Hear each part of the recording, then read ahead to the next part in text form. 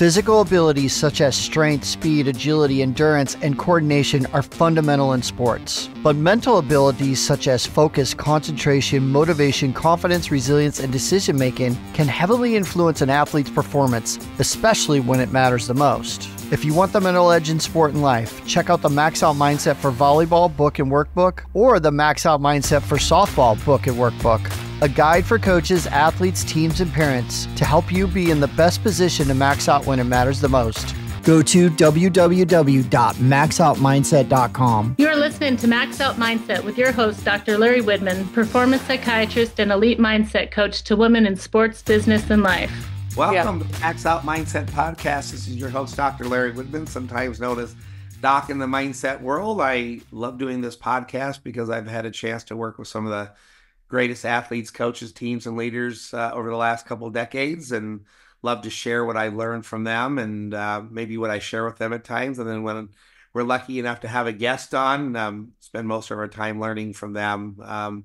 I say my definition of maxing out is given the health, the talent, the experience of the athletes and coaches, the depth and the intangibles. Can a team reach the limits of their capabilities or an individual? And then can they do it under pressure when it matters the most? Because I always say, if you can't do it when it matters, what's the point? Today, I'm really lucky to have a guest on who I've crossed paths with over the last 4 years at Creighton University. She grew up in the Kansas City area, played for a club called KC Power, played for a powerhouse high school team called St. James Academy, won back-to-back state championships, won all kinds of individual awards during her career as well. Came to Creighton University, where she started as a Libero her freshman year and was a 4-year contributor. Had a wonderful career at Creighton. As we'll get into, it wasn't all roses every minute. There's ups and downs in an athletic career, and has now taken her 5th year at SMU. And so we want to get into that too, because that's the reality of the sport world we live in today, with opportunities for athletes as they should get them. So welcome, Ellie Bolton, to the Max Out Thank you. Podcast. Thank you for having me. Yeah, thrilled to have you today. Obviously, we've crossed paths at Creighton, and so we'll certainly talk about that part of your journey, but you have lots of parts of who you are as a person and as an athlete. But you heard my definition of maxing out. Put it into words for us. When you think about maxing out, what does that mean to you? I think maxing out means utilizing all the resources that you have available in order to reach your full potential. I think there's so many resources nowadays, whether you're in high school, college, professionally, whether that's an app, whether that's resources on your campus or in your program. I think utilizing the mental side and the physical side, all the resources you have in order to reach your full potential and beyond, I think is what that means to me. So simple, straightforward. It requires all what I call the 4 legs of the leap before, but mental, some physical, some technical, some tactical. All of the above. I gave a little hint of kind of, where you played, but put into words for people who don't know you, just a little bit about your journey leading up to the time you arrived at Creighton. Yeah, so I was fortunate enough to be a part of such a successful high school program. St. James Academy is coached by Nancy Dorsey. I was a 4-year starter there, and I would say that was really a pivotal moment for me in my volleyball career, where I really took off. And then obviously played at KC Power, was on a really successful club team, and that's kind of where I got my recruiting looks. I was fortunate enough to be a really decorated athlete in high school. I was a 2nd-team All-American. I lead the state of Kansas in digs. And I look back on those, and it's really such an honor to have those awards, but I really feel like my experiences with St. James and with Power is really what developed me as a player and the things that my team accomplished. And I think that really set me up for success in college. I was a top 100 recruit, top 5 in my position. I think that puts a lot of pressure on you as an athlete in that state to be you have this career that's set out for you based on these awards that you got in high school. And I think I committed to Creighton when I was 15, very young, but I'm so glad I made that decision. And I think I was just really amped up for what my college career was going to look like. So was fortunate enough to have a great high school career and then lead into college for sure.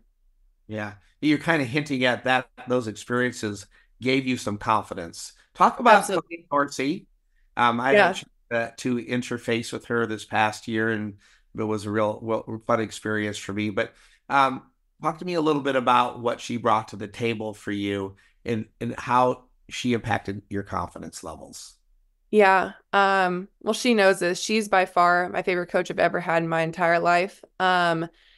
And I mean that in the way that she pushed me harder than I've ever been pushed, mentally and physically. Like we got after it every single day, there was sweat, but also she pushed me as a person. Each year, my freshman, sophomore, junior, senior, there was a different thing that she asked of me and a different thing that she made very clear to me that she wanted me to accomplish that season. And um, so she was really hard on me. And I think for a lot of people, that's really intimidating. But for me, like I embraced that and I loved it. I loved that she pushed me to be the player that she knew I could be. And I didn't even think I knew that I could be yet. And then, um, throughout my time in different roles and different experiences, and then she was also my biggest supporter. And I think that's hard to see sometimes when someone's pushing you so hard day in and day out, and there's not a lot of that positive reinforcement right in that moment. And then it comes later and we have an amazing relationship. And so it's a really funny relationship because she's pushed me harder than any coach ever has, but she's also my biggest supporter and will go to battle for me any day. And I would do the same for her. And she has a unique capability to reach certain levels in a player to bring out their most potential, I think. And that's why that program has been so successful. She makes the most out of what you're given. And she's an extraordinary coach. So I really, really appreciated my time there and our relationship for sure. Yeah. So again, a little different age range in college kids, but Yeah. was there ever a friction point for you there? Because it isn't easy to be coached hard, no matter Right. what, especially in that age range of trying to Yeah. figure out, does coach not like me? Why is she doing this? How can she Yeah. expect this of me? Was there ever a friction point in your brain? And if so, how did you navigate that to get to where you were?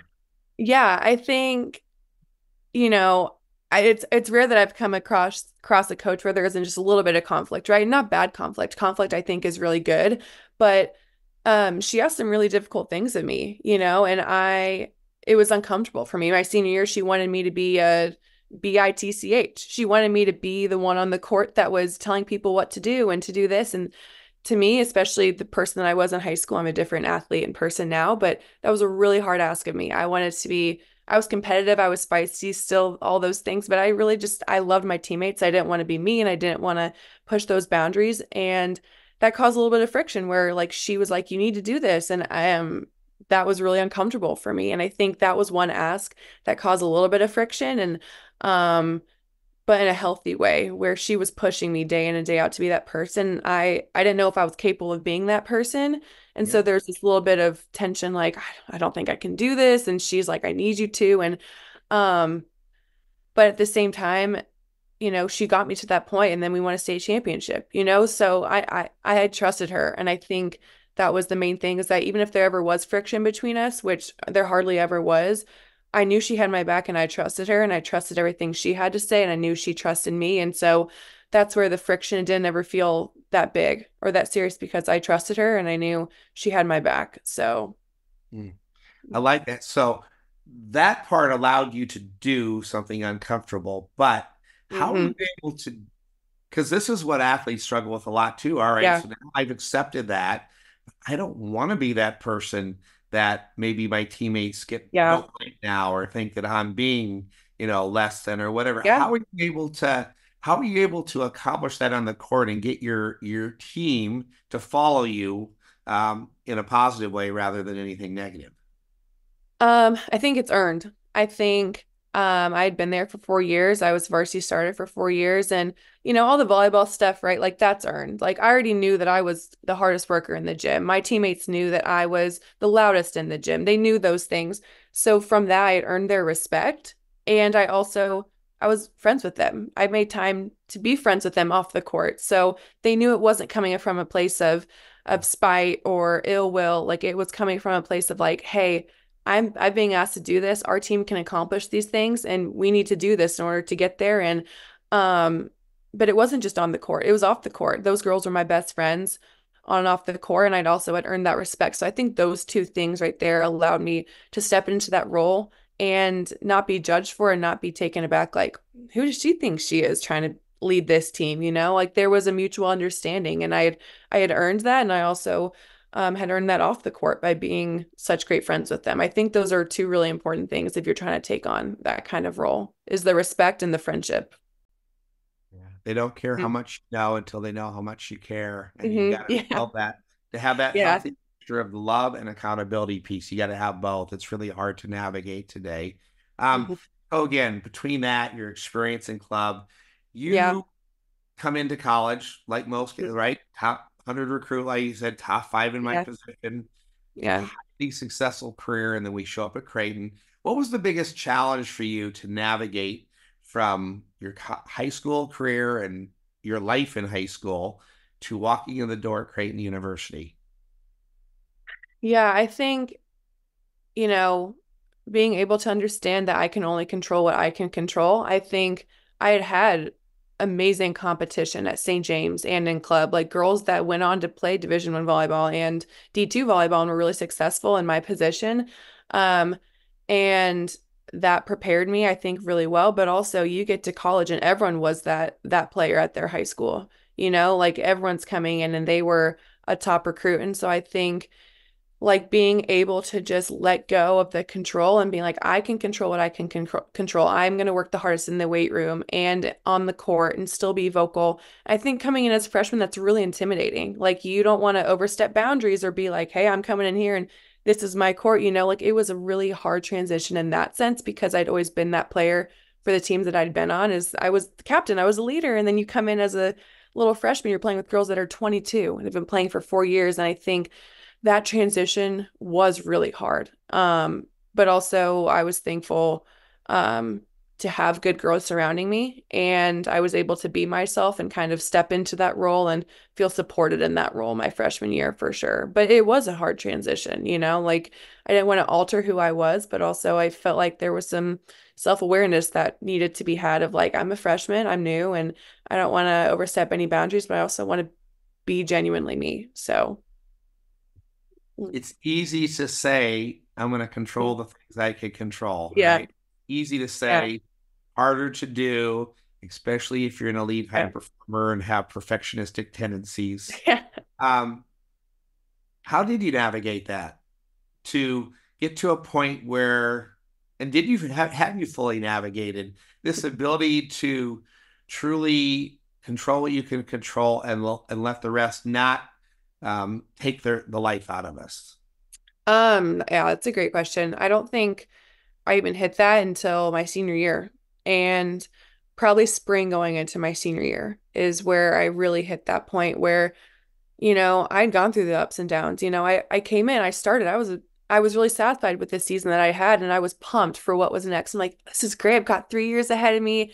I started off strong, and then not one, but back-to-back years had a fifth-year transfer come in and take my spot from me. And you know, I can't complain. I still started. I still was on the court. Not a lot of people can say that. I'm still very thankful for that. But those 2 years were some of the hardest years of the entirety of my career, but also were by far the two biggest seasons of growth for me. And I realized a couple things where, volleyball isn't life and it means a lot to me, and I'm really competitive and I want to be in that role, but also I learned that like life goes on, and I still have amazing friends and family, and I'm still a part of a team that's really successful. But I think that spring going to my senior year where I knew this is my time, but I've been through the worst in my head. What was the worst, and I was prepared for whatever they were going to throw my way or whatever the outcome was.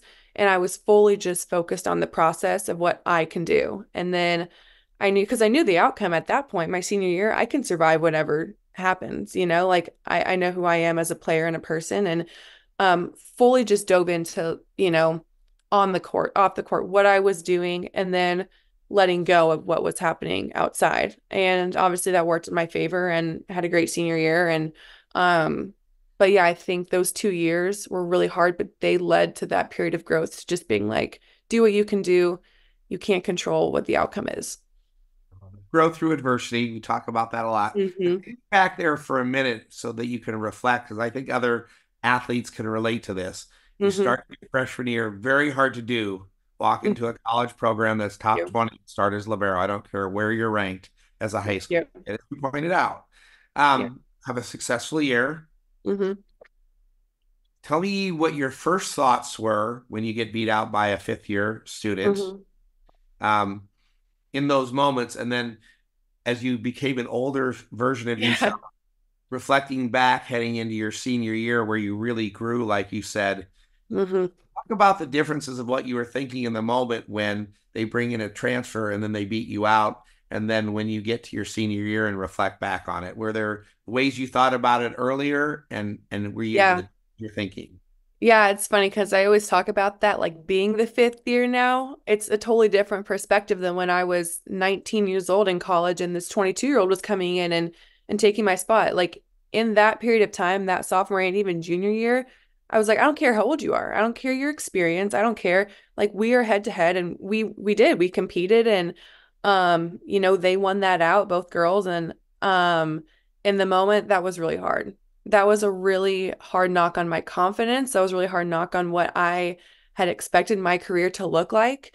And it was hard, you make that decision in August and then you start playing. It's not like you have this off period of time where you can take some time away and be like, okay, like you're in it. And then it's like, okay, well, I want to be on the court still. And in the moment, I was really frustrated. I was really upset. I didn't understand why they brought someone in. I didn't understand how this person beat me out. Um, I didn't feel like was getting what I deserved. It was all like, oh, me. This is about me. Like, why am I not? And then, I will say, like, I was able to make that flip for the rest of the season, both my sophomore and junior seasons, and be like, you know what? This is what they see fit for the team doing best this season. And I'm going to contribute. I can contribute. And I think I did that at a really high level my sophomore and junior year. And then being the fifth year now, I understand those girls had the experience at the time that I didn't have. They had the maturity. They had 4 years under their belt. I came off a freshman COVID season that I was really proud of and was, give credit to, my team's success and my success that year, but also like they had the experience, they had the maturity that I have now, and I didn't realize that at the time. I just thought it was purely based on skill, and I was like, I should be there, I should be there. I'm better, all these things that go through your head, but in reality, like it's what was, our coaches thought was the right decision, and I stand by that, and I support that to this day. And now being the fifth year, it puts me in a different headspace than when I was at 19 and getting beat out by fifth years. So the maturity and experience are something that I didn't realize I didn't have at that time. And now I realize that I didn't have and they did. And that definitely set them apart. So, Wow. That's really cool to hear that journey and process because it's real, right? We're human yeah. competitors. We try as hard as we can. There is a part that our feelings get hurt when we get beat out or we don't feel as valued. And then to make that flip. Mm. So before I get into sort of, how did mindset help you with that? But I am curious too, though. So many athletes today, even after their freshman year, if they get beat or they didn't start, or maybe after their sophomore year, they get beat out. Mm-hmm. The immediate answer is just to transfer, right? And Yeah. nobody could have blamed you in that space if I got beat out. Yeah. Why did you come back for your junior and senior years? Yeah. Honestly, that was a really hard topic of discussion is because I felt like after that first year, so my sophomore year, I was hearing lots of voices. It was on the internet, it was family, it was friends, people constantly being like, why doesn't Bolton leave? Bolton go do this. And maybe I could have, but the voices grew after my second year, where it was back-to-back years, and people are like, this is your senior year, like this has happened 2 years in a row, go do something else. And those people I can appreciate because they have my best interests at heart. Like they just want to see me do the things that, I am capable of. I probably could have gone and played somewhere else and been really successful there. But my honest answer is that it was the people. Like I love my teammates. I love my teammates and I wanted to be around them every single day. And I also didn't want to give up on myself. And I'm not saying people who transfer are giving up. Everyone's situation is different, but I knew that I had unfinished business. And I kept saying that. I kept saying it was my Avery Skinner year, who people who don't know, she started freshman year at Kentucky, didn't play her sophomore and junior, and then senior year came on and was an All-American that year because she was patient and she stayed the course. And I believed that my senior year, especially, that was my time, and I was going to be more ready than ever to take on that role. And I was right. And I also just didn't want to leave my teammates. Like, I realized that volleyball is really important to me, but I loved being in the gym every day with Ava Martin, Sky McCune, Emma Ziegler. Like, those people to this day are my best friends. And that was the hardest part of leaving most recently. Like, it's the people, and the people make the place. And I didn't want to leave that. And I also knew that I had unfinished business that I wanted to accomplish. And I did. And now it's over. And I'm so thankful for everything that happened there. And those 4 years as a whole definitely transformed me as a human and an athlete for sure. So. Okay, so not a perfect experience in terms of the straight No. line of expectations. Rarely Right. is for an athlete. Talk through the decision process, because a lot of athletes can make that decision Yeah. too, because of the freedom, especially when you graduate early, or Yeah. with COVID, there were extra years. But Yeah. for a lot of athletes, if they graduate early, they're free to transfer to another school that year. Or obviously today, the rules allow people to transfer at any point. But you described this cool experience. You fought for your teammates. They fought for you. And there were plenty of times where if you had left, everyone would have said, oh, I know why why, I understand that. Absolutely. Yeah. And now you get to the end here, and you said, I am a fifth year now. And obviously people can see you have SMU on your jersey.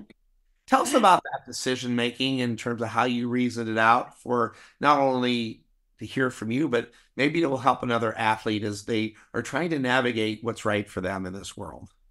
Yeah. And I think I was in a really unique and I'm grateful for the situation that I was in, that I am the last class, the last year that gets that fifth year of eligibility, and I was set up to graduate early regardless. And so I was kind of put in an advantageous situation where I could say in December, hey, I've done my 4 years here. I'm done. I want to move on. Or I could come back. And that was a really hard decision, I think, because, I had finally had the year that I had really wanted, and I wanted to keep playing with these girls. But at the same time, um, I'm almost 22. I've been in Omaha for 4 years. Sometimes it isn't just about the volleyball. And I realized that as much as I loved my teammates in Creighton and what our team was doing, I was ready for something new. And I didn't think I knew that until probably November, honestly, going through season. And I had a great season. Our team had a great season. We had the Sweet 16.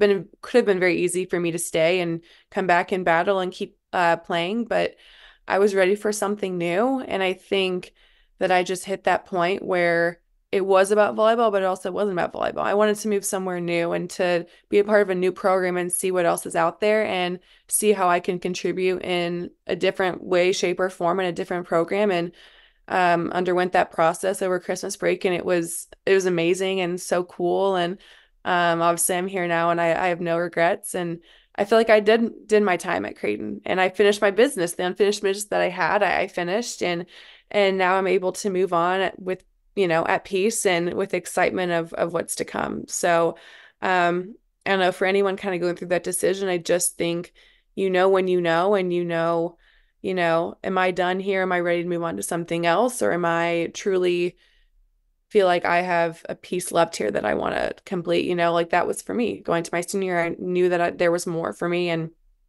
I'm glad I trusted my intuition. So I would just say trust your gut. It's a fun, and it's also a really stressful situation. So I would just say trust your gut and follow it and stick by it. So Yeah, and maybe add, based on what I heard, try to block out the noise, because there's a lot of people that are giving you absolutely, things that mean extremely well, but they absolutely, skew kind of when it's right for you. Like you said, you knew yeah, it was right, but you could have listened to noise earlier. yeah, Maybe it absolutely, wouldn't have been right. So, hmm, so I know it's only January. Your yeah, team doesn't finish its season, hopefully, till December. yeah, Um, Define success for me in your fifth year, when you can't know what your role is going to be for sure, and you yeah, can't know the outcome of where SMU is going to finish this year. I know they had a highly successful year last year. I met yeah, your coach at the AVCA. She was yeah, cool in a meeting that we did yeah, with Coach Booth and I. But so I get a chance to meet her as well. But tell me what Yeah. success looks like for you. Yeah. Out 10 months now when when the last ball drops at SMU for you in your fifth year. How do Yeah. you define success? I would say, it's such a unique situation, like being here for 10 months of my life. And one of the reasons I came here is because of all the resources that they offered, academically and on the court. Like they dive into nutrition, what they do in the weight room, on the court, and then off the court, unlike I've ever seen before. And I wanted to come here and utilize those resources for the 10 months that I'm here. And I think success for me is leaving my mark and making an impact, a positive impact for 10 years. There's a lot of exciting things, like they're a top 25 program. They're joining the ACC, which is arguably top two toughest conferences, with Stanford joining. They schedule a really tough non-con, just like Creighton did. We just got 3 other fifth years along with me that are coming in from really successful programs. I think there was a lot of excitement around that, and I just want to be able to fully give myself to this program for 10 months and hopefully make an impact, whether that's making a Sweet 16 or whether that's, doing well in the ACC. I don't know what that looks like, but as long as I leave here and know that I gave and poured everything that I have into this program for 10 months and really just invested myself into it, then I think I can count that as a success. And I've been loving it so far. So Awesome. All right, so let's backtrack a little bit. yeah, Obviously, you had at least one coach, I'm sure others in your high school, that yeah, helped you create a tough mindset. You get to Creighton, there were ups and downs there, like every athlete has. I mean, you had some very early successes, and you had successes in every year, really, when you look at your career, and thank finish you. off, like you said, the way that you wanted to finish off. But for Mhm. you, when did mindset or training mindset or even just thinking about mindset yourself become important to you? Yeah, it's funny because my dad, I know you've met him, he has always pushed the mental side of things. He's always been like, you have these resources, use them. And I was always, I think, someone which you understand. Like, if I'm sick, I'm not going to tell coaches. If I'm hurt, I'm not going to tell the trainer. Like, just very, very locked in and don't want to draw attention to those things. I don't want to make it about myself. I don't want to complain, but almost to a certain extent to where it's like, we have a sports psychologist, use it. We have an app that helps you train meditation, use it. And I felt like it made me weak if I used those resources. If I went and saw a sports psychologist because I'd gone through 2 really hard back-to-back years of not being in the role that I wanted to, that made me weak. Like my mindset was always, I can do it on my own. I'm tough enough. I'm capable enough. And all those things are true. But once I really dove into, I think going into my senior year, and thankfully our coaches made it a point that we had to do mental training every day. And I think once I actually invested in that, that's where I reached my full potential. I was watching highlights of myself before every single game that we played my senior year. And my teammates would laugh because they're like, "Are you watching yourself again?" I'm like, I have to. Like, get out of my way. I have to. I was meditating and I learned to do it on my own, to take a deep breath. And before we play Nebraska, before we play Purdue, and that's the first weekend that I'd been Libero since I was a freshman. Like all these things, I wouldn't have been able to do those things without the mental side of training. So I think going into my senior year was when I finally let go of that. I don't know if that's ego or that's pride of just, I can do it on my own. I don't need help. But once I dove into that and was watching film of myself and was meditating and was learning to visualize, that's when I really reached, I think, my full potential for sure. Okay, so let's talk about each one of those for a minute, because Mhm. I'm a big fan of the highlight reel. Yes. For you, tell us about why you decided to watch a highlight reel of yourself, because Mhm. obviously you get friends sometimes going, "Oh, wait, are you serious? You watch it?" Yeah, right. Let's talk about the mechanics of it. Why did you watch it, and what did it do for you? Yeah. I'm a natural born visualizer. Like I didn't think I realized I was doing it until we actually talked about it. Because whether I'm doing schoolwork or I'm in the classroom, I am thinking about, I knew we played Purdue. We were going to play Purdue the first weekend, probably back in February. I was thinking about it. I was visualizing what was going to happen, the plays that I was going to be making. And so for me, already being a visual learner, I knew that if I watched myself pass the ball, dig a ball, serve a certain zone, and I could visualize that right before I got onto the court, I felt it gave me a sense of ease and confidence that like I've done that before. I know what I'm capable of, and I've already had this match planned out in my head months in advance, and now I'm watching myself do these things right before I go out and I'm going to go do them. And that was probably the biggest jump in my career mentally, was being able to watch myself do these things at a high level, and that gave me the confidence to go on to every match and know that I can do that on a consistent basis at a high level, because I've done it before and I watched myself do it. And so visualization is for sure probably one of the biggest strengths of mental training for me that's helped me for sure. Yeah. So combining visualization with a highlight reel, you for the audience, you heard the word she said more than once: confidence. Right? Part of our preparation, I know what I was thinking, I know what I was feeling when I was at my best. Yeah. I can watch it, I can feel it, I can speak it into existence, and I feel like I've already done it 1,000 times before I Yeah. got to play Purdue. And Yeah. I've that Purdue match, honestly, every season has a journey, but that match was probably the match that told people Creighton was a Sweet 16 team. It was probably that win probably helped solidify a hosting position. For sure. There's a lot of them that do, but that Yeah. was probably a separator for the committee to go. They went on the road and swept Purdue. Yeah. That wasn't the only big win by far, but that was a Yeah. huge moment of a It young was. team. So I love that you were able to tie your own individual mindset training. So you mentioned highlight reel, you mentioned visualization, you mentioned one other thing. Talk to me about the use of meditation. How did you do it, and how did it help you? Yeah, meditation. Honestly, I had relied on the app Neurofuel a lot to do that. I just think, especially early on, not really knowing how to approach it. And also, if I ever tried on my own, my mind would wander and I would find myself not really doing the meditation. So I relied on the app a lot, but also I'm a very high-strung person. I'm competitive. I'm at a 10 before every game. Like, I'm like, let's go and ball out. Let's go do this thing. Like, I am amped up. And I needed to get myself to 7 or 8. I'm always going to be feisty and I'm always going to be competitive. I'm always going to be amped up and want to win. But sometimes too much emotion and too much arousal can make me like, just so not actually self-aware and in my body almost. And so meditation, it started out neurofuel, and then it started out just closing my eyes and taking a couple really deep breaths before I would go out there, and being able to learn how to breathe on the court in stressful situations, just one deep breath. And I think meditation off the court really helped me learn how to do that, and just how to be in tune with my body and to be in tune with my emotions and what I was feeling, and get myself from that 10 to a 7 or 8, and then be able to honestly like perform at my peak level for sure. Wow. So a few Yep. things to pack for the audience, a few things I heard. You learned how to get your nervous system from where it was at a 10, which is Yeah. really hyped up, but to Yeah. still a little bit more hyped up than average at 7 or 8, to where we have a Yeah. little bit more control and awareness of our Yeah. body and our mind.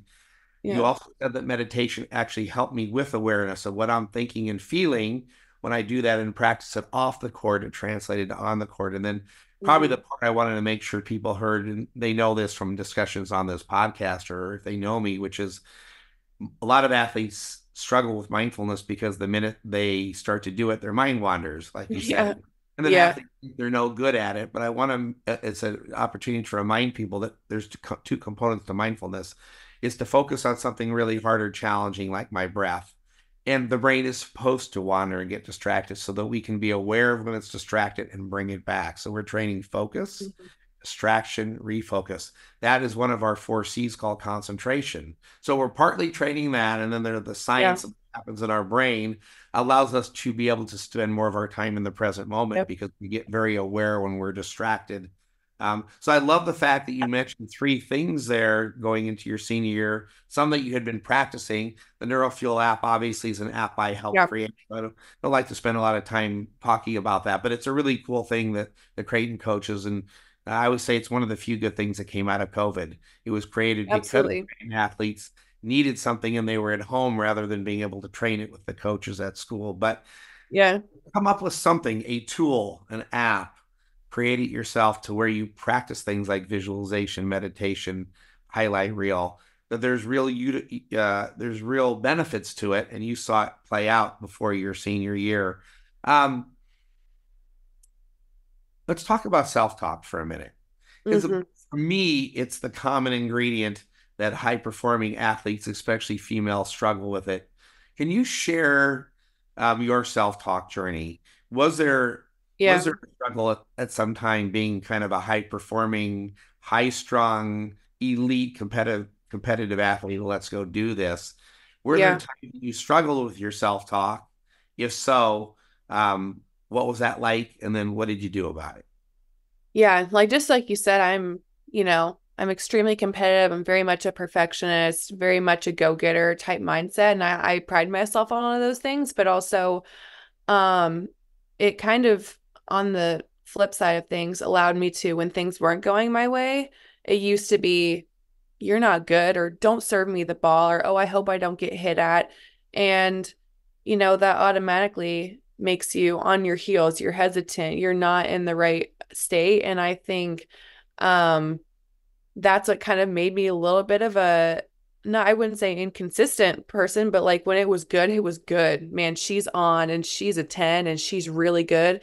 But when she's off, she can be a 5 or a 6 because my self-talk wasn't there. I Mhm. thought one bad pass made me the worst libero in the entire world, and I made it so much bigger than what it actually was. And it actually wasn't until you showed us that video of Jaylee Winters talking about how um talk to yourself as if you're talking to your friend. I would have never told my teammates that they were the worst passer in the world. If Nora Sis gets aced, I'm like, she's nails all the time. It doesn't even cross my head longer than 1 second because I know she's going to get the next one. Why don't I talk to myself the same way? Why don't I look at it as if, come on, you're one of the best passers, liberos, you know, in the nation, and you think that one bad pass makes you a bad player, you know? And so watching that clip and really being intentional about it, I had to be intentional about it because my habit was to, if I made a mistake, it was totally self-inflicted. It was totally my natural instinct was to be like, I hope you don't get served at the next ball. I hope you don't get hit at the next ball. And I had to be intentional about, and that started in practice where, realizing like, hey, like I, almost take it to extreme. I tell myself, you're the best player in this gym. You're the best passer in the nation. Those things may not be true, but I had to tell myself that. And you could just see it in my body that I was going to the ball. I wanted to be served the ball. And it was really hard though, because my natural, like I said, my instinct is to be like, you're not good. You're this or that. And, but I had to force myself to be like, next ball. And I think by my senior year, I had hit that point where I was passing the best numbers I ever had. My dig numbers were great. Because I was able to go into the match and be like, I'm the best there is. Not one ball you know, can shake me. And I think my mental resiliency, honestly, my senior year was the strongest it's ever been. One ball, it didn't throw me off. It didn't hurt me the rest of the match. And but I had to be intentional about it. I had to work on it. It wasn't something that came naturally to me. But when Jaylee Winter said that, that really put things in perspective. And I tried to talk to myself as if I was talking to a friend or teammate. So Love that. Of course, for those that don't know, Jaylee Winters was a former Creighton athlete, one of the best to ever play there, her sixth year, I think, professionally now. And at one point, her self-talk was like that, crippling. And she actually thought about quitting for a while, her sport. And if you look at her today, kind of joyful, not burnt out, because when we get that way, one or two things, and I'm terrible, I'm no good, I'm the worst, it just drains you over time. And then it actually, as you pointed out, your numbers were never better because you did better with mistake recovery. You didn't let yeah, that last ball affect the next. It doesn't mean the next one's always perfect just because you tell yourself, I'm a great 100%. passer, that it Yep. gets to be a great pass every time, but the odds change in your half. So Mhm. how you describe that is really cool because it is a journey and it's not easy. And it's you Mhm. have to be, I love that word you said for the audience, you have to be intentional. It means you got to practice it. You got to be aware when your self-talk starts to slip. That's what mindfulness and meditation Yeah. teaches me. I'm starting to go into my negative space. No, no, I'm a great passer. I've got this next one. Serve me that ball. And the Yeah. words you say to yourself matter. And even if it's that mental representation. I would never say that to Nora Sis. I would never tell her, Yeah. you're terrible. Like, so Right. why do we spend that energy saying it to ourselves? Because high-performing perfectionists tend to be really hard on themselves. It's part of Yeah. what makes you great. Yeah, But that was, absolutely. can we manage the costs of it? And it sounds like you did that at a really high level. Talk about confidence in for me, because I know that was the pillar of foundation of what you grew as a high school player. And of course, we don't fail as much in high school when we're already great. We play in great teams. We're already the best, truly is the best player out there. And then Yeah. we have tougher serves, tougher people hitting balls, and we fail more in college. Everybody Yeah. does. Sometimes in practice, sometimes off. Did your confidence take a hit in college at times? And again, if so, what did you do to navigate that to become the way you appear, that the confident player you became your senior year? Yeah.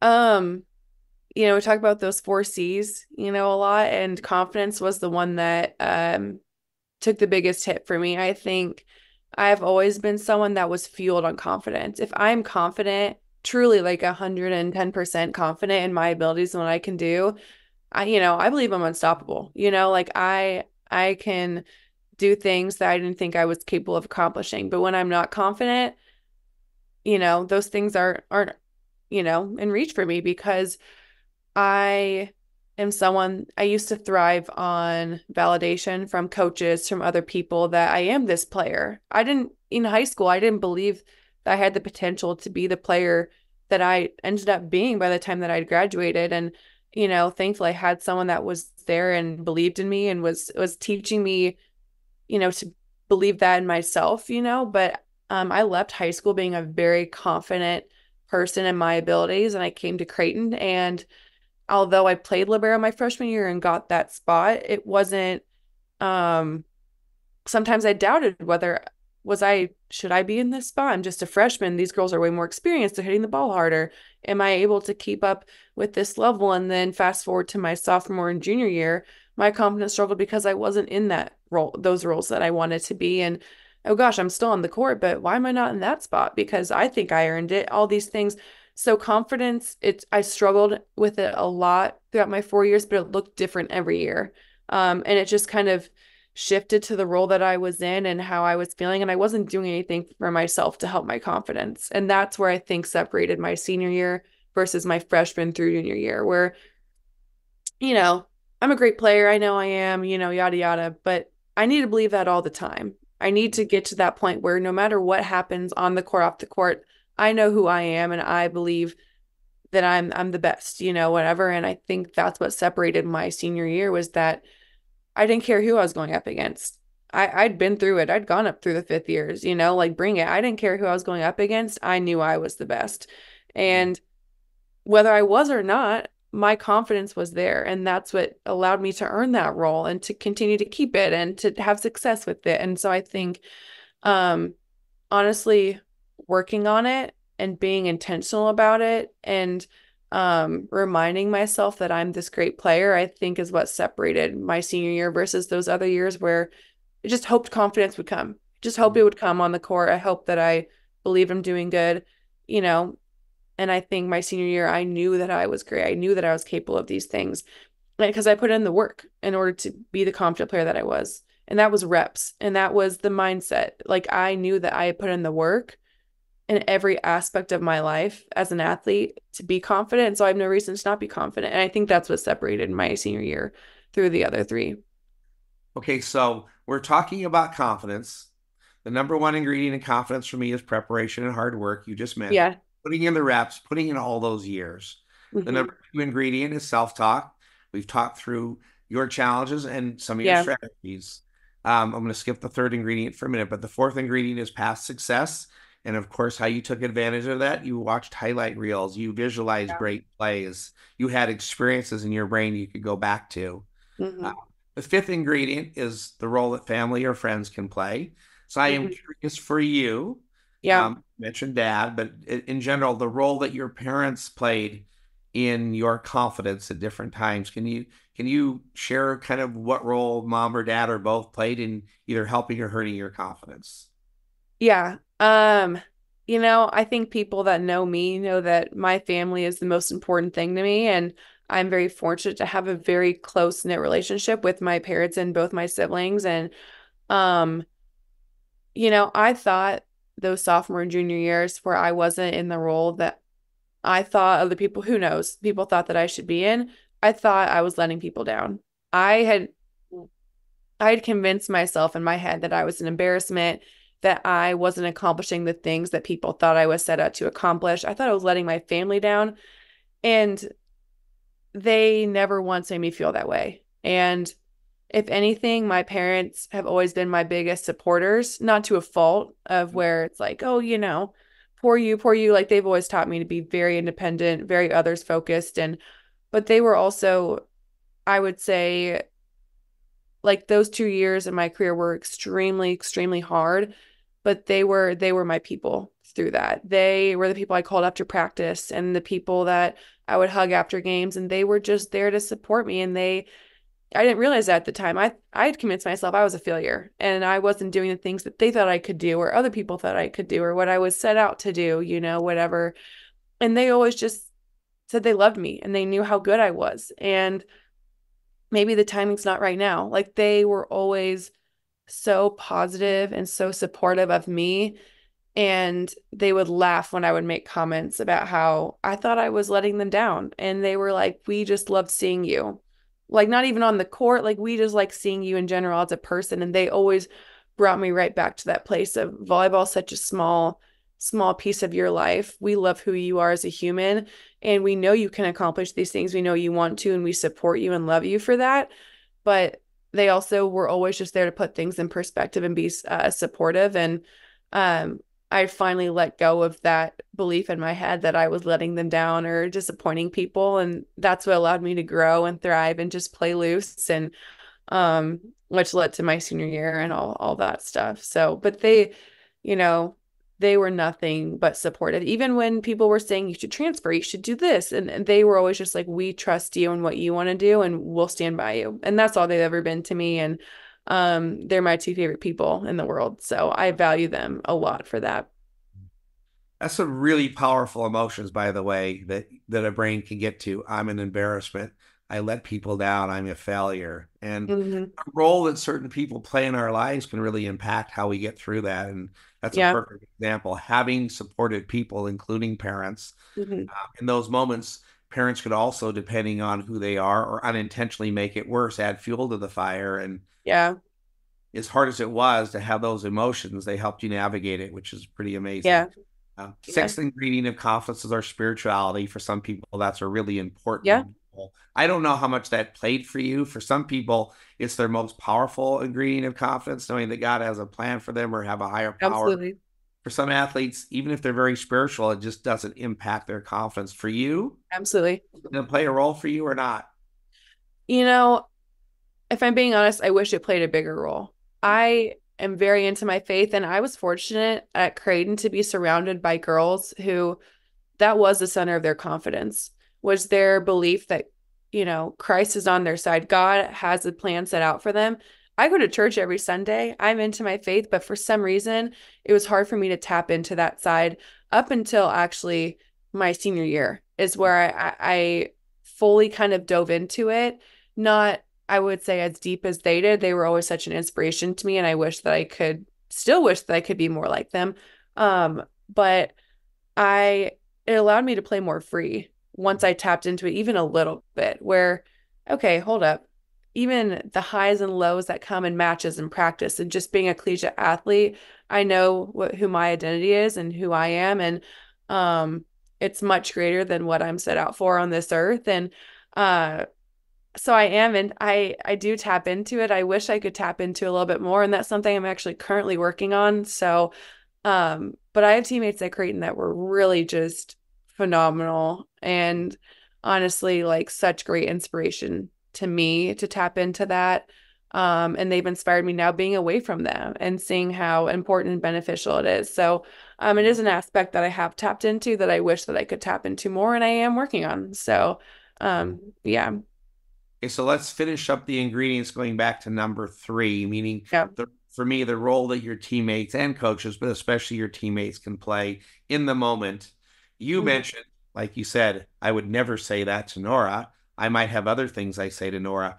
Did your teammates, were they able to learn kind of what you needed from them to help you when your brain maybe did get stuck on occasion, even though when you got better at it, when you were starting to drift into maybe I'm not so good right now? Did your teammates figure out how to help you move on, that third ingredient of confidence, help you move on into the next play, the next moment? Yeah, I think, I've always been someone that, on the court, I'm thinking about what can I say to Nora? What can I do to Sky? And you even heard in our team meetings, like I take pride in the fact that Sky, when she says, what do I need on the court? She's like, I need a hand squeeze from Ellie. I say this certain thing to Nora, and I didn't know that it impacted her. And she said in our team meeting, like, I need Ellie to say this every time. So I've always prided myself on that. But on the flip side, I've never been great at actually understanding what I need from my teammates, because I'm always like, I'm fine. Don't worry about it. Like, if I made a mistake, I was like, don't focus on it. I've got the next one. And I think actually realizing that, although Sky needs that hand hug, I need it too. And although I'm saying stuff to Nora, I need her to say stuff back. And I think some of that comes with time and experience. I've been playing with these girls for a little bit. They never said the wrong thing. They always trusted me and knew that I was going to handle it on my own and that I don't need much, but they were there if I really was struggling. Nora always knew what to say. Ava Martin would make me laugh, and Sky would squeeze my hand. So I don't think I even realized it in that moment that I needed those things, because I was so focused on what they need and what I can give to them. And in return, they were actually doing so much for me too by those little things. And I think after 4 years playing together, they knew me pretty well, and they knew what I needed and in what moments I needed it in. And I'm very thankful for that. And I love them to this day for that, for being patient and understanding that I needed things when I didn't even think I needed them. So, yeah, I'm thankful they knew me so well. So, yeah, wow. Well, now we know why all those components added up to increase confidence. But the common theme, honestly, what I keep hearing from you is that somehow, some way, you finally were able to maybe let go a little bit and be more vulnerable. Like, I don't have to do this all by myself. Yeah. Life, volleyball, move on to the next play, whatever it is. Can we, as we kind of, we've been covering so much, but as we kind of get closer to the end here, can we talk a little bit about your journey of vulnerability and what did that look like for you? Because you are describing a person who finally has been more vulnerable in a lot of different spaces. But what does that look like for you? Why did you struggle with it at times? How did you work through it? Yeah, I mean, that's so funny. I mean, that's totally like such an important topic when talking about me and my athletic career. And I didn't think it was that important. I've been raised to be very tough and very independent and very like self-sufficient. And I think I pride myself on those things. Like you can ask Coach Booth, if something was wrong with me, I'm fine. I'm fine. Don't worry about it.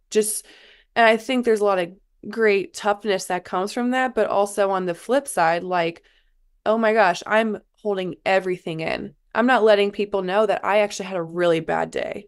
I'm not letting people know that I'm struggling right now and I need someone just to kind of be next to me throughout practice. And being vulnerable in every aspect of my life, even off the court, is probably my biggest challenge as a human. I don't like to talk about feelings. I don't like to be raw and emotional and vulnerable because I feel like it makes me look weak. I feel like it makes me look like I'm not tough. I'm not capable of doing these things. When in reality, it's the opposite. It takes a lot of strength to reach out to someone and be like, hey, I'm struggling, or hey, I need this. And I think a lot of times it drove me to be a little, have these moments of where it just all came out at once because I've bottled in. I'm fine. Don't worry about me. I'm not sick. I'm not hurt. I don't need to do this, to a certain extent, to where it wasn't healthy. Where I remember my teammate Kiara Reinhardt would be like, I know you're not, like, I had a bad day. She's like, I know you're not doing well. I know you. Stop trying to hide it. Stop trying to put on a face, because I feel like I had to be that person, especially my senior year where I was captain. I was the energy bus, honestly, for our team. Like I obviously talk a lot. That's not something new, but I always wanted to be that person. I didn't want to let them down by, if I had a bad day, I'm going to be quiet during practice, where my coach's teammates taught me that that's a good thing, because then it allows others to step up and shows them that it's okay to be vulnerable and it's contagious. And I'm still working on it, if I'm being honest. I'm not great at it. I struggle so much to go see a trainer when I have something going on a little bit, because I'm like, I'm fine, don't worry about it. And that's on me, and that's something that I'm working on. But once I was able to open up even just a little bit and be like, hey, I'm struggling here. Hey, I need this from you. Or hey, it was so freeing. And it allowed me just to go through and be so much more genuine and authentic, and to play more free, knowing that like my teammates knew me for me and not just everything that was bottled up. And vulnerability is such a challenge for me, and I'm still working on it. But it is something that I did improve on a lot, again, especially going into my senior year. But it is something I still struggle with to this day. And I think once I can fully unlock that is when I can really, reach my full potential as a person and a player. So I'm still working on it, but Yeah, it's a journey. it But is. what's It really is. cool is what we try to talk about for people is, look, vulnerability for most people, including you, it's Mhm. not fun. It's No. uncomfortable. But we Yeah. always try to talk about the benefits of vulnerability. Like you said, Yes. human beings are not designed to hold everything in for too long. It comes out in unhealthy ways or all at once. And so Yep. as Brené Brown, the guru of vulnerability to me says, Yes. when you numb vulnerability, then you numb joy, you numb happiness, you numb gratitude, you numb a lot of the positive emotions. And so when I Mhm. can get student athletes or others to realize like there's a benefit to being vulnerable, now being uncomfortable is worth it to me. Like I'll do that to do this.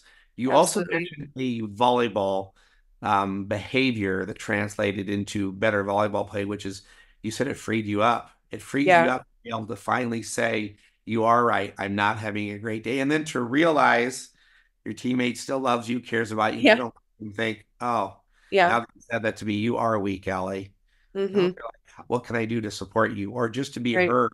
You said there's a freedom that goes with that. And I'm more free on the court.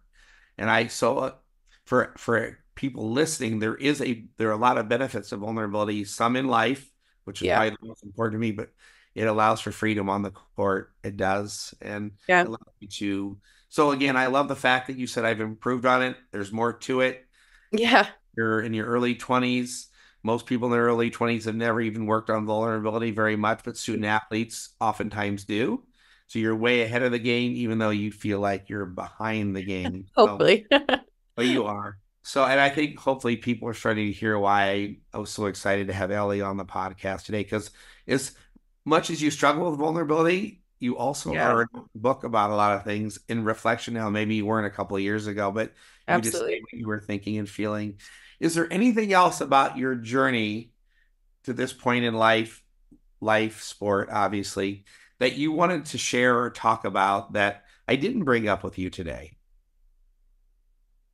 No, honestly, like I hope, so many different athletes go through so many different unique situations, and um obviously mine was very unique, and I'm just happy to share my story like in a positive light. Like I look back on it now in such a positive in a positive light that I didn't in those moments. And I just hope people can take away just a couple nuggets of understanding like things are hard, things may not go your way. And I'm just one of millions of people who can testify to the fact that like sometimes, you know, when you need to be out and you need to move on to something else, but also the people make the place. And if you're a place that you're happy outside the court, you know, take those things into consideration. And I think also, go for what you want. Like that's what kept me there for 4 years, is I feel like I had unfinished business, and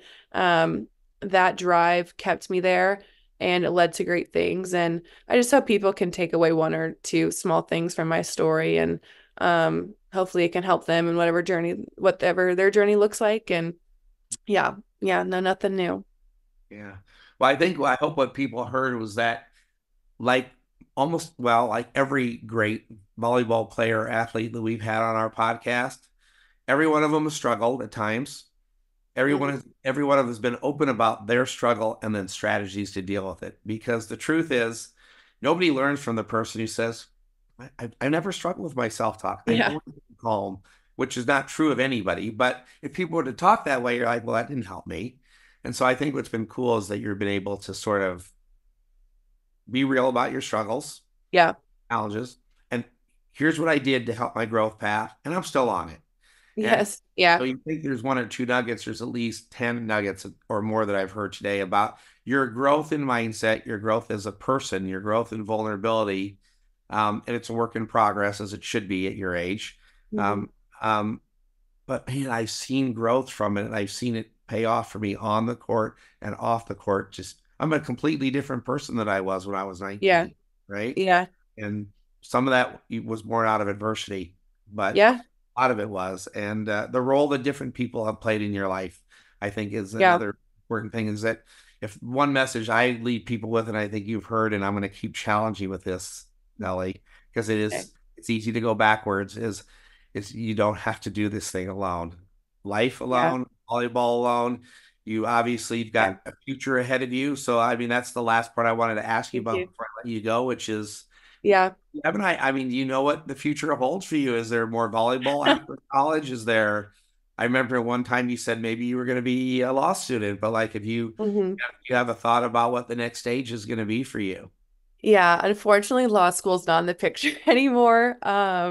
Just for the time, everything. But yeah, one of the reasons I came to SMU is because Sam Erger, who's our head coach, has phenomenal professional connections. And I didn't think I realized that I wanted to play until honestly my senior year and fifth year. And that's not set in stone, obviously. I'm hoping that opportunity, whether in the States or overseas, presents itself. But I would love to continue to play. I think my senior year and heading into this new fifth year has really just like re-sparked my love for the game, and it's allowed me to play free and just realize that I love it.